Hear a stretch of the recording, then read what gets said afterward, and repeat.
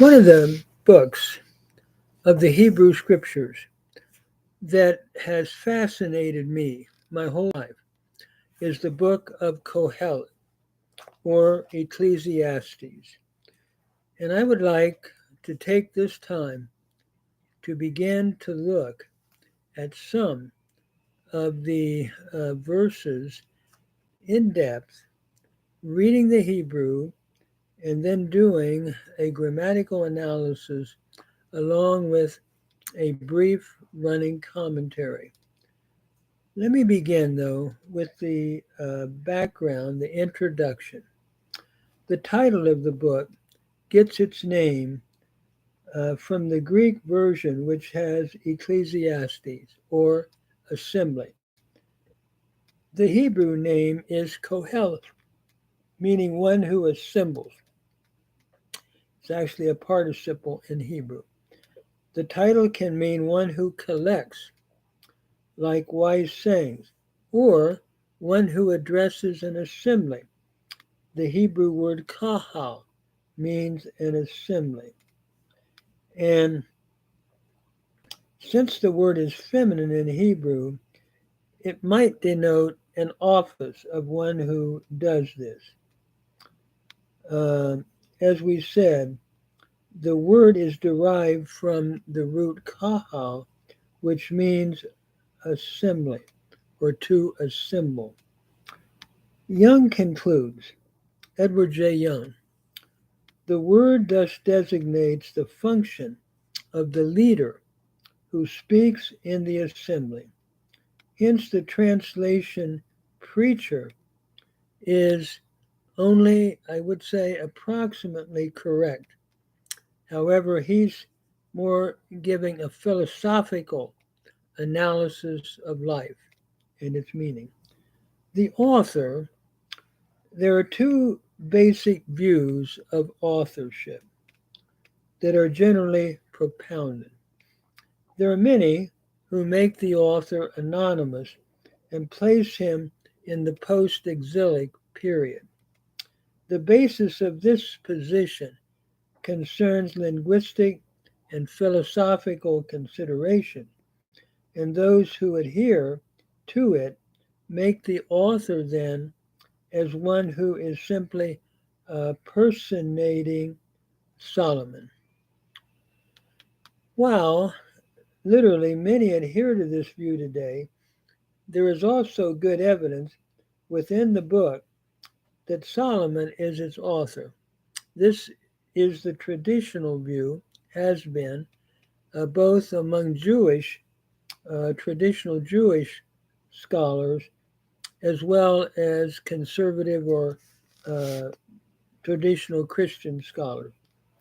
The title in 1:1 would easily fit with Solomon, and when a consideration of chapters 1 and 2 are made, there is no reason for not seeing this as an autobiographical study or application of Solomon written by Solomon himself. His wisdom in 1:16, his wealth in 2:8, his many servants in 2:7, his building activities in 2:4-6 seem clearly to point to Solomonic authorship as supported by the traditional position. Therefore, it is my contention that Solomon is the author who is viewing his own past life and as an old man giving many observations he himself found to be vain or transitory. He then concludes, as a man of experience and wisdom, that the great good in life is to fear God and keep his commandments. And as we move through the book, I think he's going to develop that theme against the transitoriness, the vanity of life. As to the date, then, if one takes the conservative viewpoint, it would have been written about 10th century BC by Solomon himself in the latter years of his life. Let me just make a point. One of the sources that I have found very interesting and very helpful on Ecclesiastes is the Suncino Bible commentary. It's a Jewish commentary, very, very well developed, in my opinion. A very wonderful study of the Kohelet. There are actually two authors that are involved in the authorship of that book then. One is Rabbi Dr. Victor Reichart, and then the second is Dr. Cohen, Rabbi Cohen. It is interesting, Reichart takes the non-traditional view, and Cohen argues for the traditional view. A couple things that's interesting that I appreciated that Cohen pointed out, that some of the very early, let's say, writings in Assyrian or in the Babylonian literature, wisdom literature of Assyria and Babylon, could find a philosophical background where we don't have to wait until a later period, as the one author was suggesting.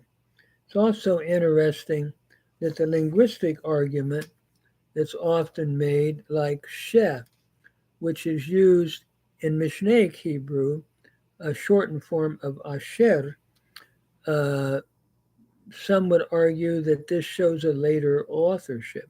However, it is interesting when we look at Akkadian, shah means the same as sheh. So asher could really maybe be appealing back to Shah, writing from an ancient Babylonian background as well. So I just thought that was interesting, looking at the two viewpoints. If one wants a discussion of both viewpoints, I would refer you to the Suncino Commentaries of the Bible, pages 105 through page 107, where both authors set forth their opinions concerning authorship. Furthermore, in terms of the historical background, while it is felt that Solomon wrote the Song of Songs, and I'm going to follow Solomonic authorship in my approach, it is believed that Ecclesiastes was written in his later years to young men concerning the chief objective of life.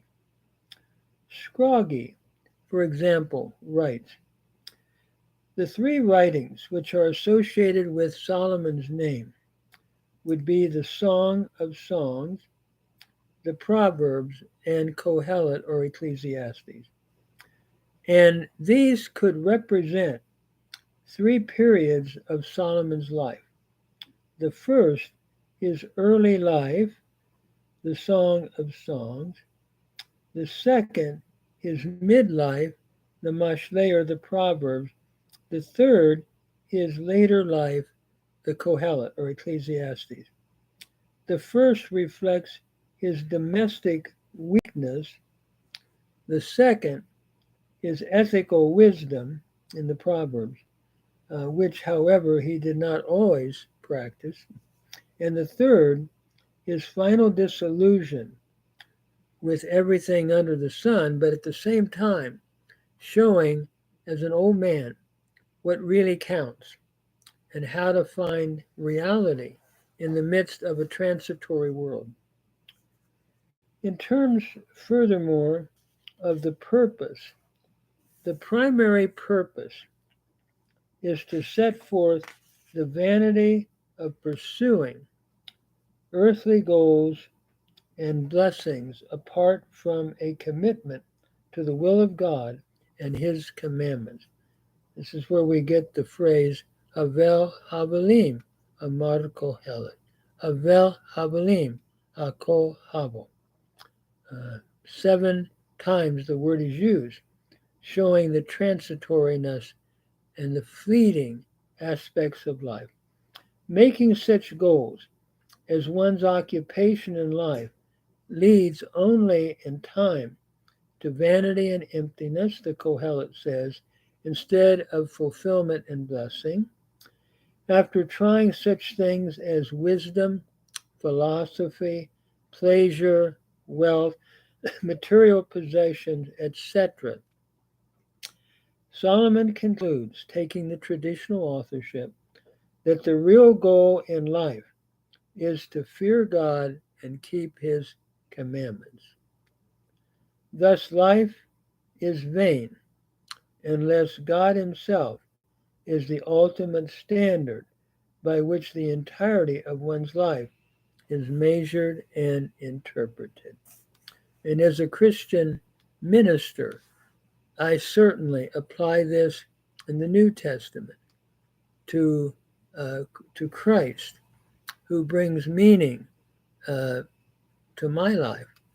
And I'm reminded where Paul said he had finished his course, and that following Christ, to know him and the power of his resurrection and the fellowship of his suffering brought meaning to life in the midst of a changing, transitory existence in this life. So I'm going to stop there. This is mainly an introduction to the book. And then I want to begin with Kohelet or Ecclesiastes 1:1 and begin to slowly work through this wonderful book, the most philosophical in the whole of Scripture.